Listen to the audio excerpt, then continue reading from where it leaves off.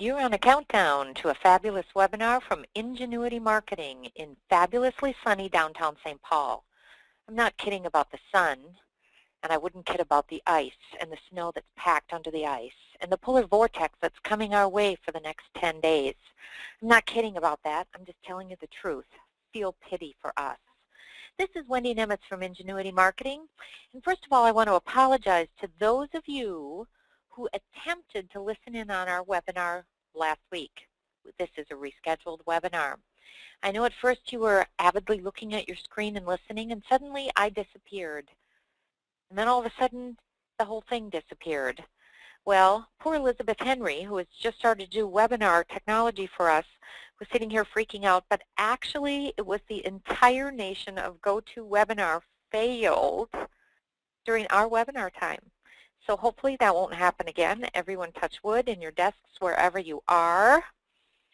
And we will have an hour of questions and answers and thoughts about how your firm can commit marketing suicide. Let me tell you about where the idea behind this speech comes from. It comes from everywhere. When we work with professional service firms from coast to coast, we see firms, when we first talk to them, committing marketing suicide in ways that are hard to believe. Now, this doesn't mean that all firms are doing all 12 things. As a matter of fact, even some healthy firms are doing a couple of the things that we see as a marketing suicide indicator, but it's sort of about balance. You have to balance more great marketing initiatives, more great sales energy and culture against a few things maybe your firm is not so solid in. But we're going to identify for you what we see as 12 things you should really be concerned about if you see them in your firm, and discuss them in a little more detail today. So let's talk marketing suicide, how to make sure your firm never grows. Well, one thing I want to tell you about, of course, is us. I'll give you a few minutes of us, and then we'll go back to marketing suicide. I know you all have heard of Ingenuity Marketing, and what we like to do, as much as we do things like websites and branding and newsletters and things like that, what we really like to do is approach and solve problems in your firm. Some of the problems we approach and solve is the firm's not growing like it should. We see other firms starting to grow and we're not. Or the firm's growing like crazy, it's uncontrolled. Or we need to acquire some new talent. Or we're in a commodity price trap. There's all sorts of interesting problems related to growth and marketing that we love to approach and make some suggestions about the tactics for, as opposed to, for example, just writing a couple articles or something like that. Now, the agency is really capable of a lot, and I'll show you my team in a minute. We do all sorts of consulting projects, training and learning projects, brand development, public relations. We can write, we can design, we can think, we're online. We really do a wide range of things for a very narrow band of people. This is me. I'm Wendy Nemitz. I founded the place back in the 90s. It seems like a pretty short time ago, but when I add it up, it's like 25 years. It's pretty insane. We have so much fun doing what we do, and I'll show you who's doing it. This is the team at Ingenuity Marketing, and whenever I put this slide up on the screen at a live speaking event, somebody in the back always raises their hand. And no, they're not asking if any of us are single. They're asking, do we ever hire men? And yes, of course we hire men. We just don't happen to have any right now. All right? This is my team. They are multi-fluent experts in online marketing, network marketing, brand development, website development, all the types of things you need to really help your firm grow. And the first thing I want to do is I want to take a poll. And I want you to just think about what would happen if you had a magic wand and you could fix something at your firm. You get 4 choices.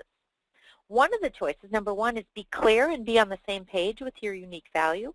Number 2 is improve the marketing and sales skills of your seller doers. That's a problem we often hear about. Number 3 is have a rich uncle die and leave your firm a bunch of money so you can invest in marketing. And number 4 is really the talent trap. We have a number of clients whose main branding priority is being attractive to the right talent. So pick which one of these things you would do in order to help your firm.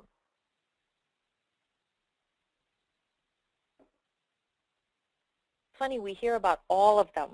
being clear and on the same page about the unique value differentiators, tough to do and always kind of a shifting target. So these are things we work with. Except the rich uncle part, sorry, can't help you with that. If you don't have great ancestors, there's not a lot we can do. So let's see where the poll is coming in. Just like last week, very similar. So far we have be clear and on the same page as number 1. Over 54% of you are saying, you know, if I could really get us on the same page, it would make a huge difference. The second one, these seem to be in order. Improving the sales and marketing skills of seller doers is at 38%. Not a single one of you picked a rich uncle.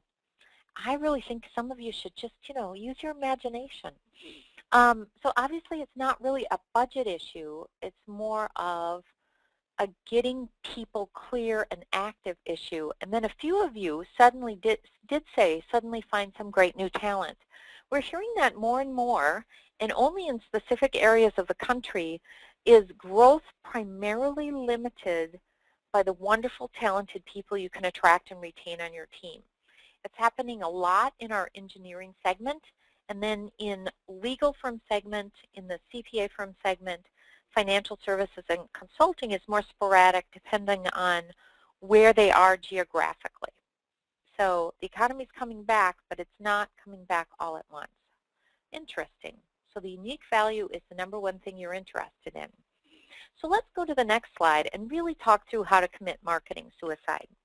I'm going to go through each one of these points, a couple, 1 or 2 or 3 at a time, depending on, you know, how I feel today, which is what a lot depends upon, and talk to you about what we've seen in other firms, and most important, what are some of the antidotes that we have or that you can do. I know a lot of people listening are marketing directors or marketing professionals in their firm. What you can do or implement in your firm so that the firm stops throttling itself in this particular way. Now you see there's 12 different things there, and we actually probably could come up with a list of 40. But when I asked the team about all the things we were seeing, these were the ones that they thought they will cause the most problems for you and really stop your growth if you ignore more than 2 or 3 of these in a real way. So let's explore the first 3 topics. You know, number 1 is sit back and remember the good old days. Number 2 is think price pressure and increased competition will blow over. And more importantly, a result of these is number 3, which is moving too slow and getting stuck on vanity decisions. Let's talk about 1 and 2 for a minute.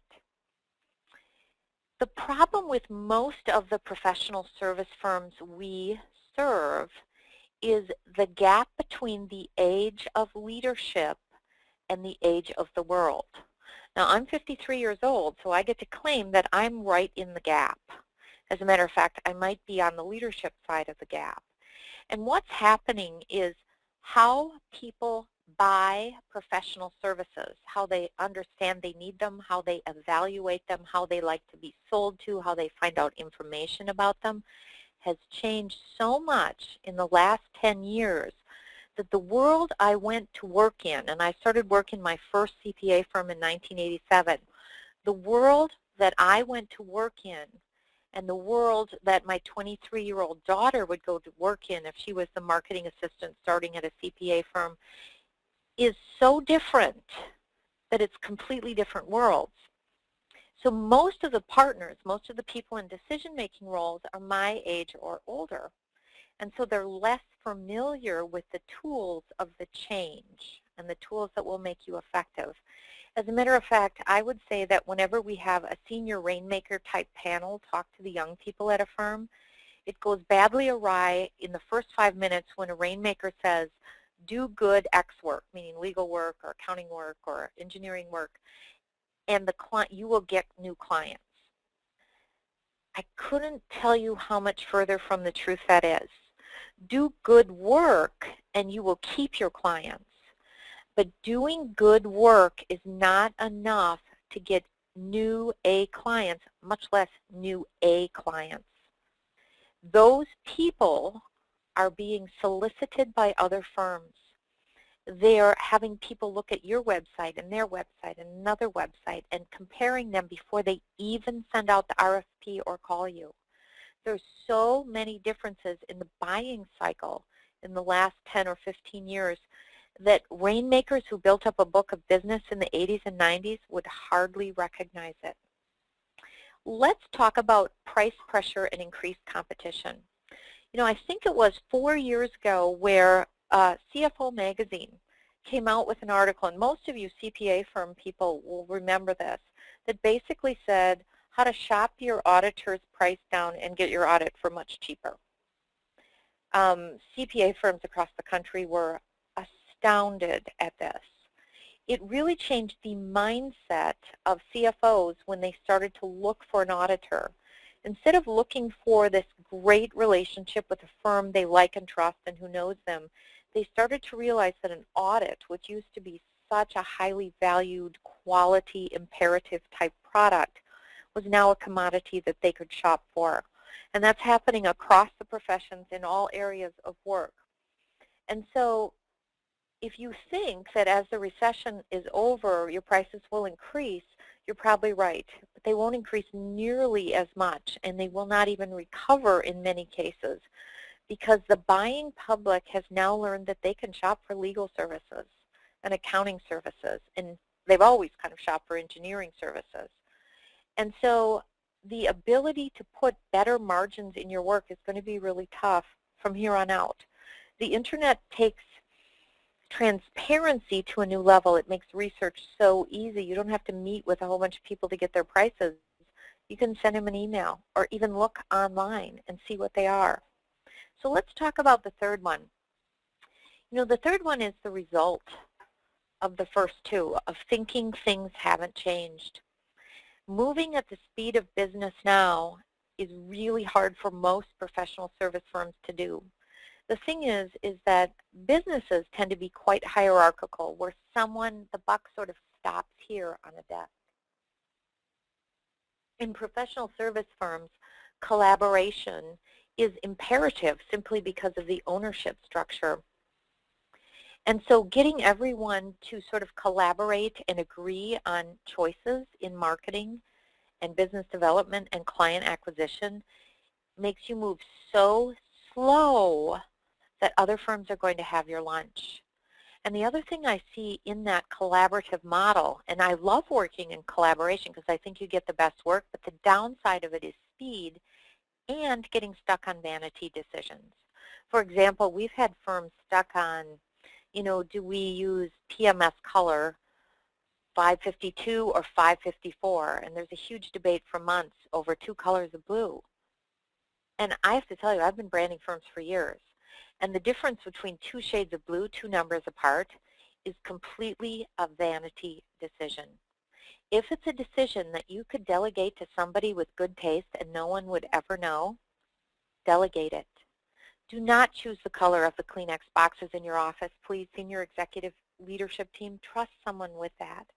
Because what happens when we have the senior leaders in a firm making every decision about everything, every line of copy, proofreading everything, looking at every color choice, looking at every tweet, you move so slowly that you're not going to be able to keep up. Now, some firms are reorganizing their leadership decision-making structure so they can be much faster.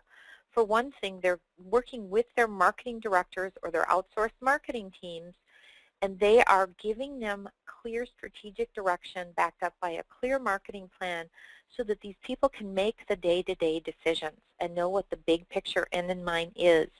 And if you haven't done that yet, I really recommend that you develop a much more collaborative relationship with your marketing team and you allow them to take some day-to-day decisions because they're really trained for that. So let's go to the next slide and talk about the next thing. Now, you're going to be really glad I chose not to illustrate this with a photo. I thought about it. I looked for one on Google Images. They were really all so intense that I thought you'd all get so uncomfortable eating your lunch and listening to me that you would click off the webinar. So let's just talk about a home root canal in vague generalities. Here's what I mean by that. I can floss my own teeth. I do a great job with my electric toothbrush of brushing my own teeth. I can, with several prompts from my dentist, schedule a dental appointment. If I was stuck on a desert island like Tom Hanks, I could probably even pull my own tooth out before I passed out on the beach. However, you don't do your own root canal. In marketing, it's exactly the same. There are marketing problems that are big, that are really painful, and are hitting a throbbing nerve of profitability and success in your firm. You need to have an expert. If you don't have a marketing director level person, you need to hire some consultants who have proven themselves in other venues. And you really need to attack big problems with real experts. Think of it as a home root canal. So what are big problems? What does that look like? Well, you've only grown 2% for the last 8 years, and sometimes in those years you have not grown 2%. That's a problem that the home root canal is not working for. A huge new competitor just moved into the market, and it's a game changer for your firm. You don't need a home root canal. Another firm in town is eating your lunch. You've responded to 27 RFPs. You've been second 19 times, and you've gotten one. Time to call a surgeon. And the problem with marketing is most people that we work with, at least, they know how to read, and they know what they like. So they think if I get the right trinkets, the right coffee cup, the right keychain, the right whatever they're thinking of, and if our ad is cute and our pictures of us are really good on it, it'll be enough. Well, if you're a fast-growing #1 firm in your market, you're achieving all your growth goals and no one's about to eat your lunch, that's not a root canal, that's a tooth cleaning. But if you're having real marketing problems, I suggest you consider that marketing people have had, I have had 8 years of specialized education in marketing and 25 years of experience. There are some things we can do to take the pain away and won't make you have to deal with that all by yourself. So let's go to the next slide. Actually, when we think about marketing now, marketing used to be sort of about, should we do an ad? Or, oh, let's do a newsletter. It's such a more complex machine now, and this is the model that we use when we look at it. In the center is your growth foundation, including your strategy and your tools. In your growth foundation, before you even go out to any of these circles, you need some basic questions answered, such as, what does my brand promise?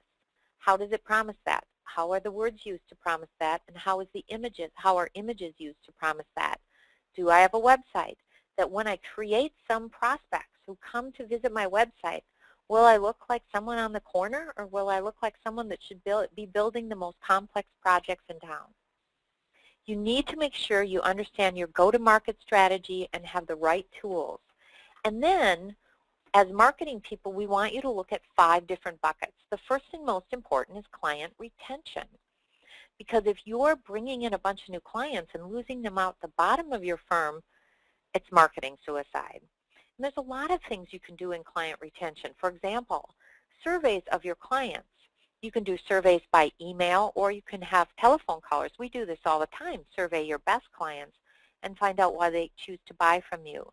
You can have client retention analytics. You can have client retention programs, such as gifts for your clients, regular meetings with your clients to make sure they're satisfied.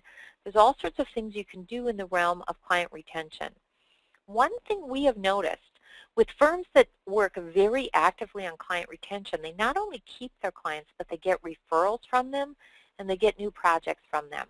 And the cost of marketing goes down. Because if you're broadening your firm base through your current clients, you're doing hot marketing. And the return on investment in hot marketing is very high. So after you have done client retention, the other 4 buckets you have to look for is building a reputation. There's nothing worse than having your professionals out there networking and everyone saying, well, I haven't heard of your firm. What's the name of your firm?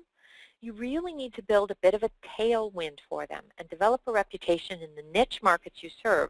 And that means having some articles placed that show your expertise, having a section on your website that deals with that niche, having news and information about your firm out there. I hate to tell you this, but sending out a press release these days is almost not even worth spending paper on. Newspapers, magazines, they just don't, blogs even, they don't pick up press releases. You really have to develop a pretty sophisticated relationship with what the public, your buyers, are looking at, reading, listening to, thinking about, so that you can get information out there to build your reputation. You need to generate leads. So you need to meet new people who want to buy your services. And so importantly for almost all of our clients is lead nurturing. Many of them go to a meeting, say a trade show meeting, and they meet 4 or 5 people who could be clients. But, sometimes those people aren't clients for 2 or 3 years. Now, I have, when I speak to managing partner groups, I've asked people what's the longest they've ever gone from the time they started talking to a prospect until the time that person bought from them. And I've had more than one person tell me 20 years before they got the client.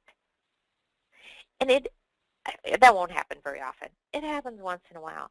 But for their buying cycle, 1 or 2 years is not that uncommon. So you have to have systems to keep in front of that lead while they're mowing it over or getting really fed up with their current provider. And then the thing that most people ignore, because they don't enjoy it, is the S word, sales.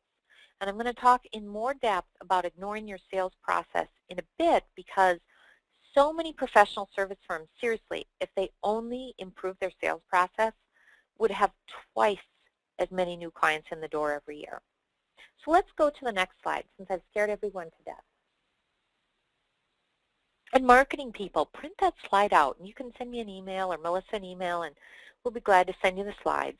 Print that slide out and say, this should be my job description, and I want to help you here and here, and you're only letting me do this. Is that important to you? Or how important is that to you? Because I think you can really build a department by constantly showing value. And they need to see that your marketing communication skills that you have actually can be expanded into lots of areas to help grow the firm. So now I'm going to talk about the B word, which is branding. I know people are sick of it. I think they're sick of it because it's everywhere, but yet it seems to be confusing for most people. In my office right now, I have 2 people sitting across from me. And I would bet you money that they're both Target shoppers. And they're nodding. And are they both Walmart shoppers? No. And the look on Melissa's face is priceless.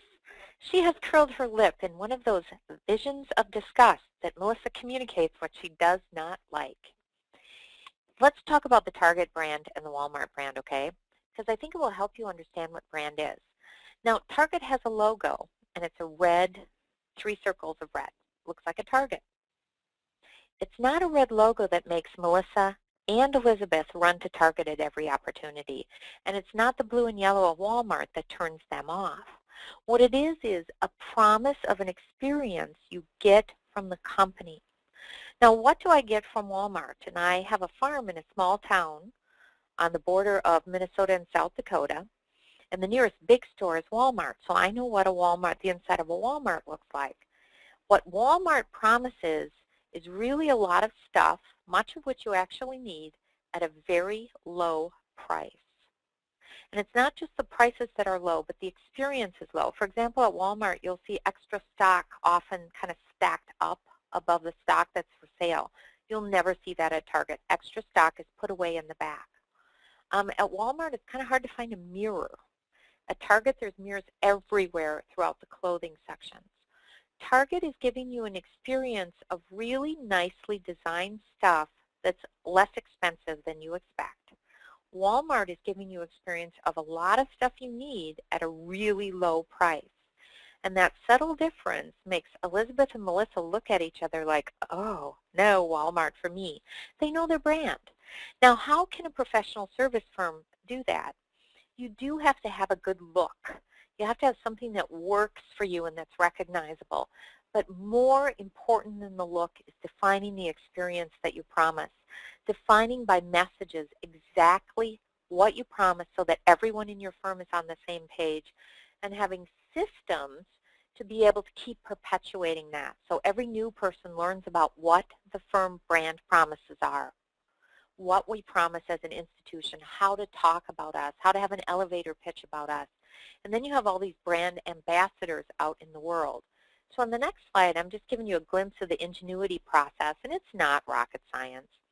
Most people who do some branding, whether they focus on the design or focus on the word experience, have a process for branding that involves research. And the first thing we do is we define the messages behind your brand, and we teach them to your entire firm.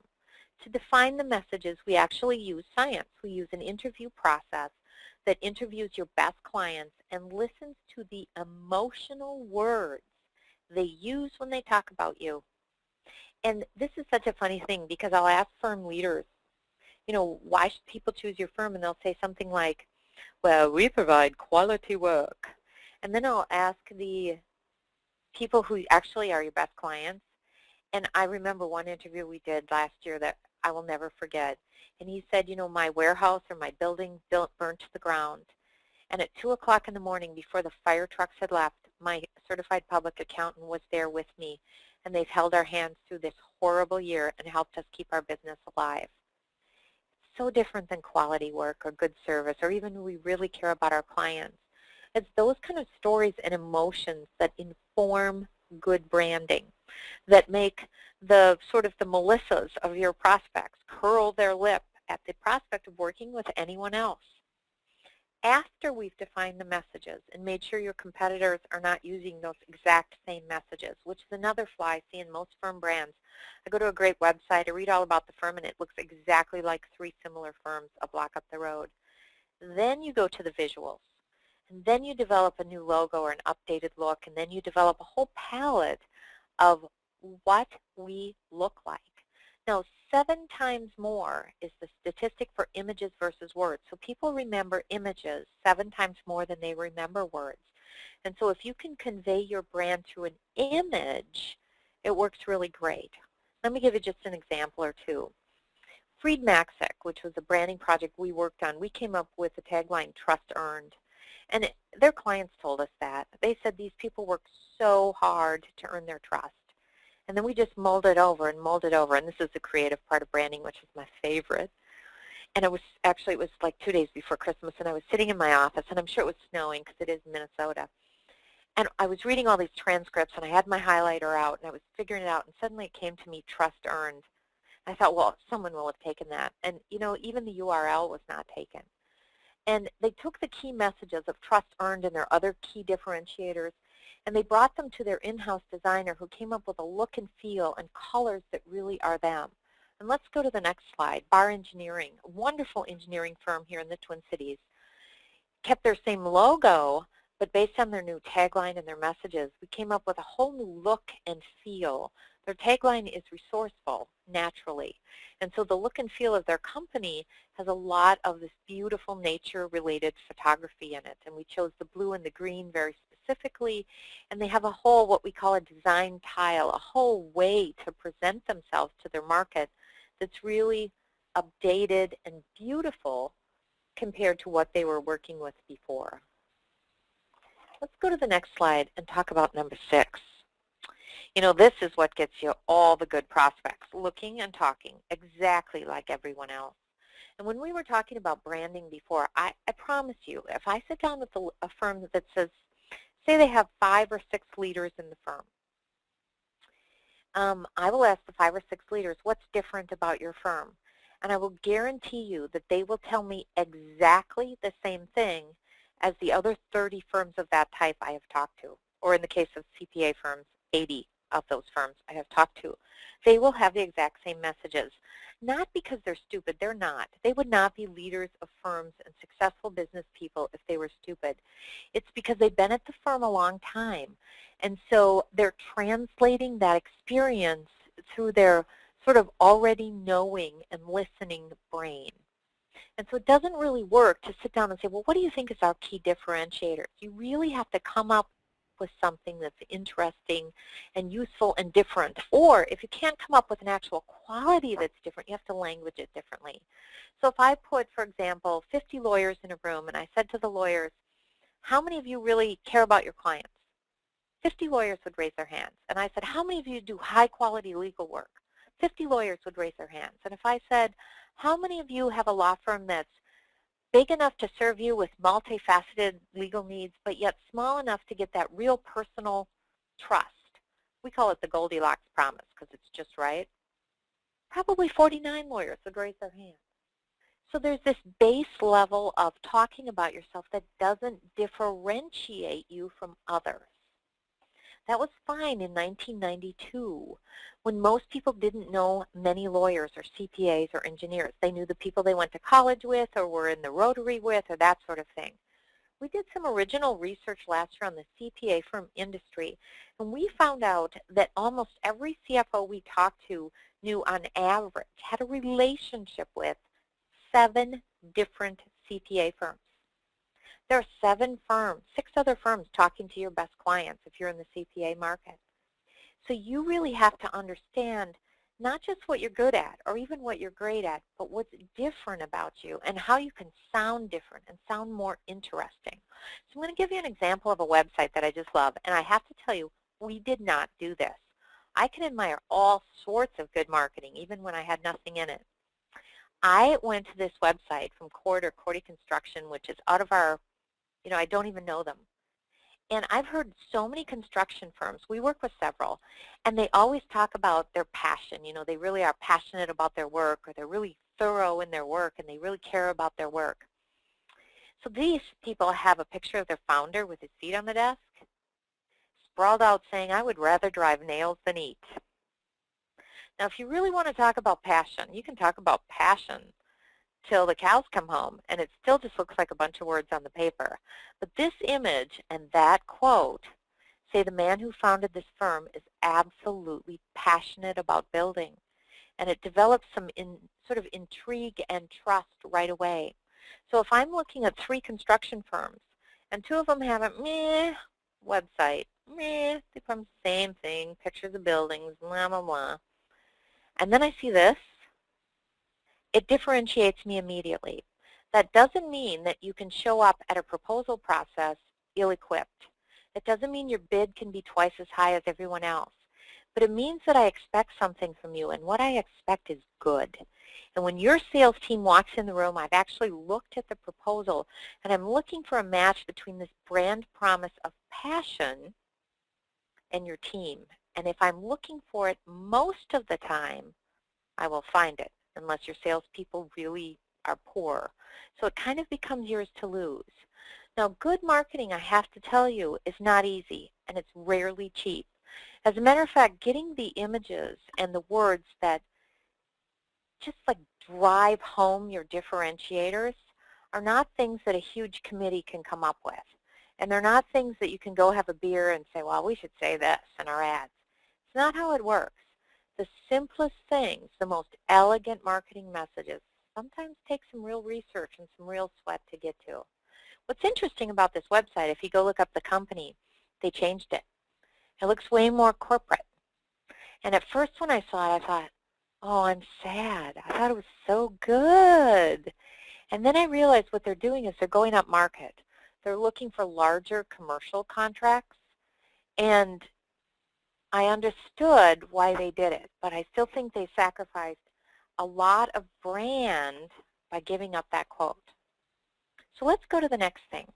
Let's talk about sales process. Now, I really get a bee in my bonnet when it comes to sales, so I warn you. I'm going to get on my soapbox here. Are you ready? 99.9% of all professional service firms have a mediocre sales process. That means you. I will tell you that until the recession hit and getting prospects to spend money on marketing was, seriously, I had to promise them not only my firstborn child, but my second and third. We had a mediocre sales process too, and now we have a pretty good one. You cannot afford a mediocre sales process. A mediocre sales process looks like this. You can self-diagnose. Are we in the car kind of chatting through what we might be saying to these prospects we don't know much about? Did we forget to follow up with them and the pipeline meeting was canceled, and so therefore we didn't follow up with them for a month after we delivered their proposal? Have any of our professionals who are seller doers had sales training? Does anyone keep track of the ROI of our proposals, how much it costs to do them, and how many we actually win? If some of those answers were, ooh, guilty, you're tolerating a mediocre sales process. So let's talk through this again. To get someone to sit down with the average professional and talk to them, so to get a meeting with a good prospect, costs your firm, depending on a couple of factors, between $2,000 and $4,000 to get one sit-down meeting with a person who could buy from you. You processing that? And if you actually take your entire marketing and sales budget, and say you get 30 really great new clients in a year, you get 30 clients. So you divide your $300,000 marketing and sales budget divided by 30, then you know how much it costs you to get in front of each one of those prospects. All right? You start to do a little math, and you realize that if it's costing you between $2,000 and $10,000 to sit down in front of a prospect, blowing it there is really, really painful. That's where you should rock and roll. Every single seller doer in your organization should go through professional sales training. I know they'll resist it, and I know the people who will resist it the most are the older people who've been selling for years. The people I actually like, and there's a lot of good sales training out there, we offer very basic sales training for seller doers called I Hate to Sell, and they really like it. It's a good introductory program.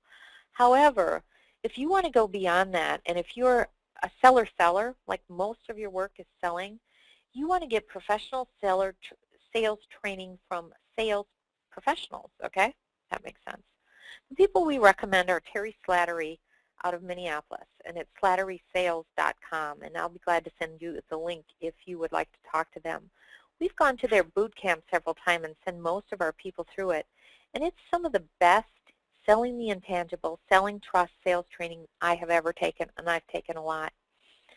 Think that every time you're sitting down with a prospect, it's cost you at least $2,000.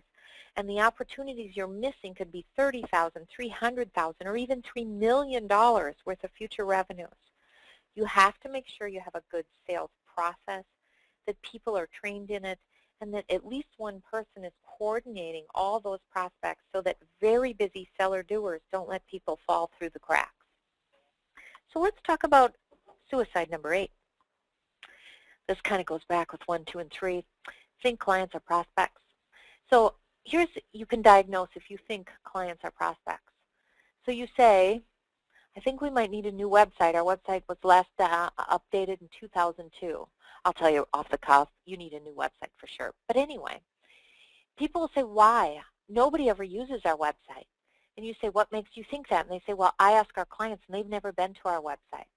Well, I will tell you, unless you construct your website specifically for clients to use, your clients never go to your website except perhaps to look up your phone number. And if they have an iPhone, they don't even have to do that, or any kind of smartphone. So websites are not primarily used by clients. They just don't do it. So if your senior principals tell you things like, well, clients never use the website, or my clients would never buy a professional service from a website, it's true. They're already clients. They're not prospects. You need to talk to them what prospects look like as opposed to what clients look like. The other thing we've noticed is a lot of firms since the recession have changed their definition of ideal prospect, and they really need to get focused on who their prospects are. And let me give you a simple cheat sheet. On the next slide, it says Dan says. And what this actually is what we call a persona. Every time we work with a firm on their marketing or branding, we develop sort of a name and a person around their best A prospects. And so we use a photo usually, we use a snapshot of that person and tell a little bit about them so that they can say, you know, does this person use your website? Or does this person read that magazine? Or will this person be at that trade show in order to make marketing decisions? So for example, Dan is a target prospect. And what he says, what he sort of feels is, I'm very loyal once you prove yourself. It says his ages and the sales range of his company, and then has a little bit more detail about who Dan is. So when you're making marketing decisions, it shouldn't be based on the opinions of senior leaders who are surrounded by clients and probably don't meet with that many prospects because they already have a huge book of business. It should be really focused on who your target markets are. And you can, just basically borrow the slide and develop your own prospects. It's important when you're making marketing spending decisions. Let's go to suicide marker number 9. ROI. It's another dirty word. Everyone wants it, and no one wants to do it. It's kind of like dieting. Everyone wants to lose 20 pounds, but nobody wants to give up chocolate and wine or beer. You can't blame them. It's such a lovely world. Anyway, let's talk about tracking. The marketing people I know who have incredible power in their organizations are marketing people who track the results of their projects. It is very difficult to do in professional service marketing because say you do a combination program. Say you're an organization that's doing a seminar series, you're doing a billboard series, and you're sponsoring a bunch of stuff in some trade associations, and you do 2 niche marketing plans. You're really busy, and you build a whole new website that year. So your marketing director pretty much is pulling his or her hair out because there's so much going on. The problem is when a new prospect comes in, it's really hard to track them. And it's even harder when the professionals who brought them in don't tell you that they got a new client or where that new client came from. They may have met that new client at a hockey fundraiser, but in fact the new client saw the billboard, got the alert, met someone else before, had this whole kind of long touch system with your firm. Be relentless in tracking, and there's 2 things you can track. There's ROI and ROO. So ROI obviously is return on investment. So you spent $300,000 on marketing this year.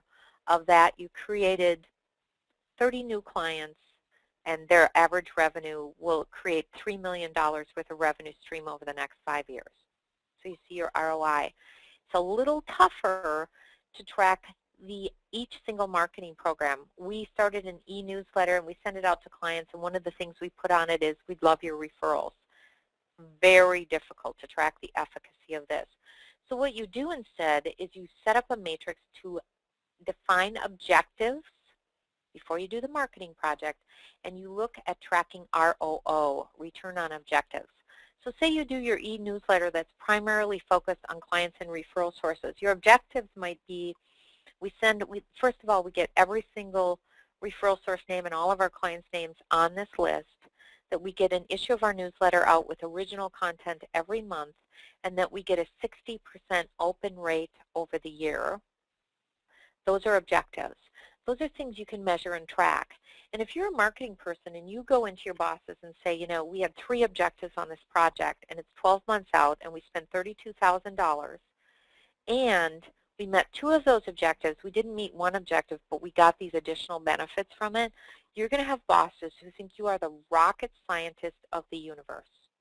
Because most of the time what marketing people ask their bosses for, and trust me, I'm a boss as well as a marketing person, is money. We need a new website. We need a new this. It's kind of like, don't mean to be rude to my fellow colleagues, it's kind of like kids asking for Christmas presents. But when the kids can show, wow, Mom, if you get me that new bike, you will not have to drive me to school anymore, because in the months of, in Minnesota, June, July, and August, and September, I can ride my bike to school. Maybe you in the South can get a little better ROI on that.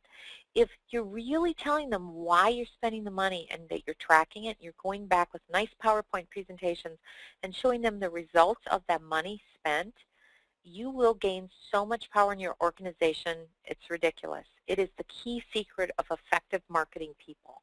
Don't be a lazy, hazy tracker. And I have to tell you this, they all want ROI, but when you actually ask them to participate in tracking, they're going to resist you. Don't allow them to. Just smile and say, it's so important. We have to track our return on investment, so I need to get these numbers from you. Get someone powerful on your side. So let's talk about number 10, having an ugly website.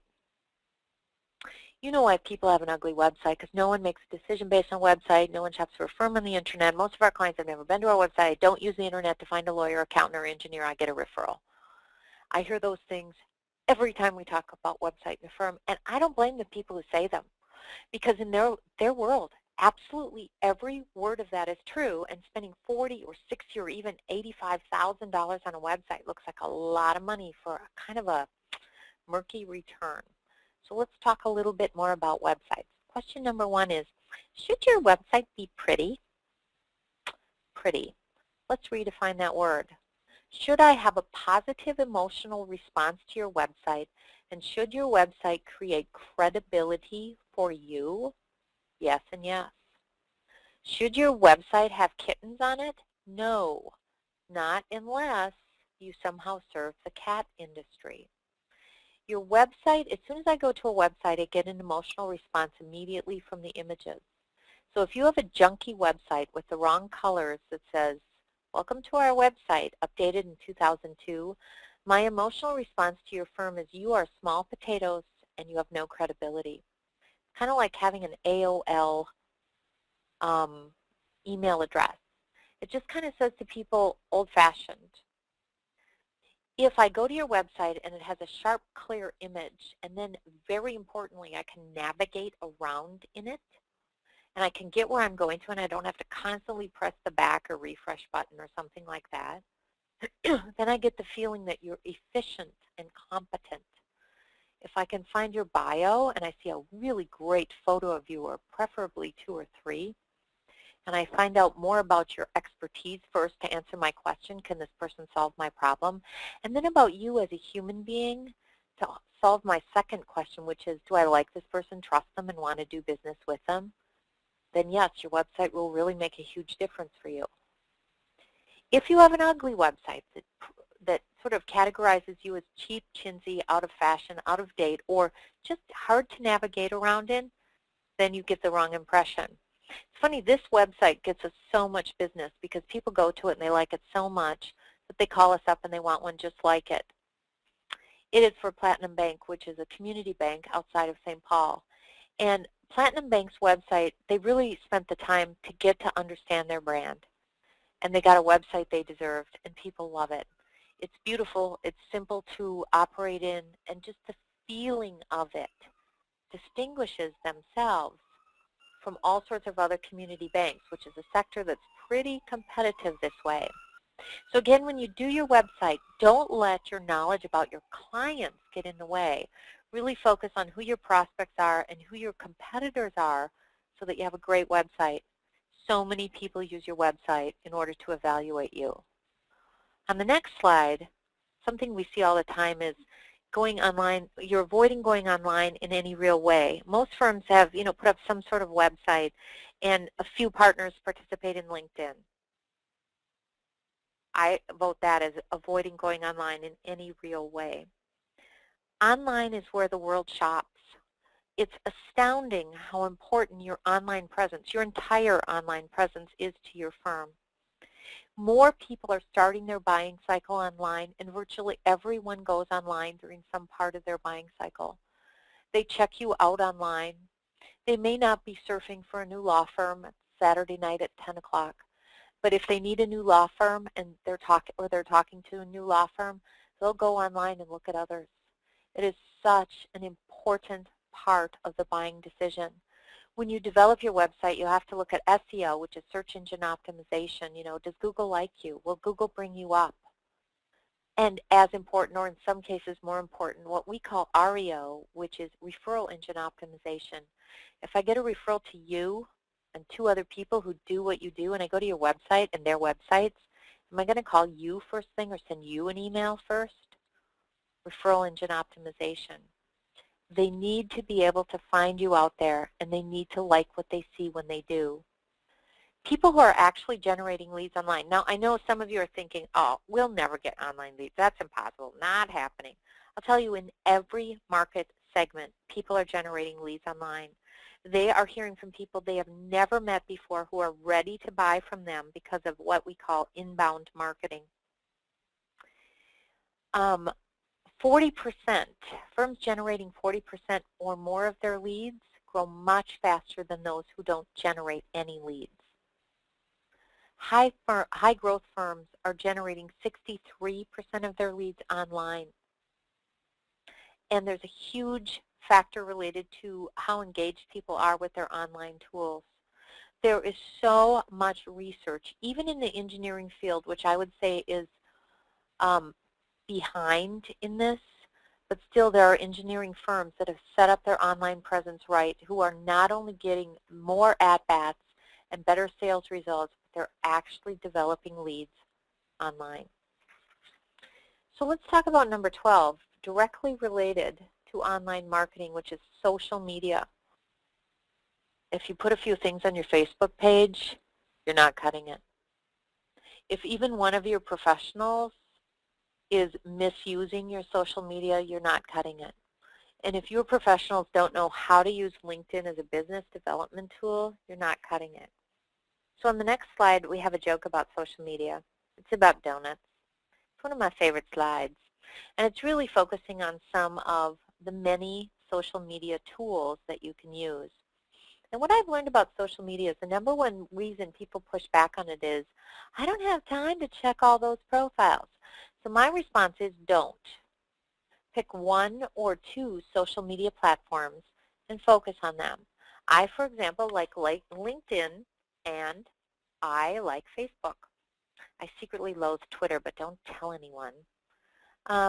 Focus on doing one or two things well, and let your marketing team focus on getting all the platforms up for your firm. And let's talk a little bit more about social media. Larry Bodine, you know, the legal blogger who just really does his homework, got some great stuff out there, looked at the common pushback from lawyers that, you know, social media won't get lawyers any new cases or any new matters. And he found out some really startling statistics. First of all, he found out that firms that are blogging have 55% more web traffic. That means people find your blog when they're looking for something online, search engine optimization. And then from your blog, they flip over to your website and they look at your firm. So you're generating more awareness of your firm through blogging. What's interesting is a couple of years ago, somebody told us, must have maybe one of my kids, told us email is for old people. I had a good laugh about that. Now, here's a statistic from Larry saying web-based email usage dropped 59%. Do you know why? It's because people are communicating in social platforms. And I want to talk about, things you don't think of as social platforms like review sites. So I'm a frequent buyer from Amazon.com and different department stores because I don't really like the bricks and mortar shopping as much, but I like online shopping. And most of all, I like to come home and the cat food's been delivered, okay? So when I buy products online, I go and review them.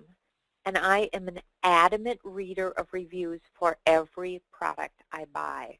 My daughter and I just bought these water jugs, and I must have read 30 reviews before I clicked the one-click buying option on Amazon in order to get them. What other people are saying about products is so much more to me than the product. And social media allows you to start a conversation about what you do and what you know online that's much more authentic and real and two-way than the static conversation of, say, your website. And I'm sorry, you can resist it all you want, but it is here to stay. Unless we lose all the internet in the world and all the power in the world, the social media platforms, how people communicate with each other across time and distance and about different ideas and products is here to stay. And some of Larry's statistics are terrific about how important this is becoming. At very least, I would really prompt you to let your marketing person run your Facebook page and give the personality of the firm in Facebook. And there's a number of firms doing a great job of this. You don't need to pay someone to set up your Facebook necessarily because pretty much any 20-year-old can set it all up for you. The only thing you want to monitor is that their privacy settings are set as high as yours because there's a little generational disconnect over what should be said on the internet and what shouldn't. Which brings me to the second thing you should do with social media, which is train your people to use it. Train your people about the key messages of the firm and what things you don't want them to say. So if, for example, you don't want anyone to wear a strapless dress to take the picture of their LinkedIn photo, you might want to say that out loud to people and have a real conversation about what's a positive professional presence online and what just really doesn't work for the firm. Another thing you want to do is you want to start a blog. Now's the time for blogging. People are enjoying their blogs. And it doesn't have to be the worst, sort of life-sucking event you could have is that you have to write blog posts every day. You don't. Twice a month is plenty to update a blog, and writing a few lines or repurposing someone else's article, just saying, I read this great article, here's a link to it, is great. Or if you really don't have time to do a blog, but you know that that would help position you as an expert in your field, hire a ghostwriter.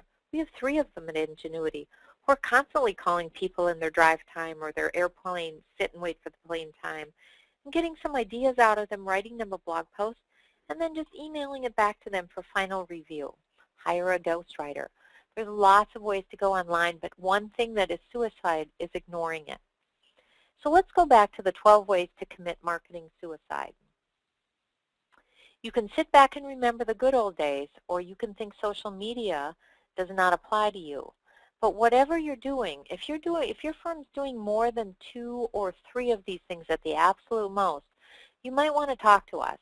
I would be glad to talk to any of you that would like to talk about how a professional services marketing firm works with firms like yours, and to see whether or not we would be a good fit for you, or we could help you with some of your growth challenges. Now, as you know, we have a fabulous newsletter and a fabulous webinar series. And if you know other people that should sign up for these, please send us their emails, and we will ask for their permission to sign them up. If you want to sign up every single professional in your firm, we'd be glad to do that for you. And we never share anyone's names or information. My name again is Wendy Nemitz with Ingenuity Marketing. Here's my email and my phone number. And if you have any questions about this webinar, you would like the slides, or you'd like to see whether or not we're a fit for your firm, we'd be glad to set up a conference call. Now, there's a couple minutes left for questions, but as usual, I've talked the whole time. Webinars are perfect platform for me. Melissa, are you seeing any questions? So I've either covered it all, or you're all in a stupor, one of the 2. Well, if you think of any, you can certainly email me or call me or Melissa Trost at my office.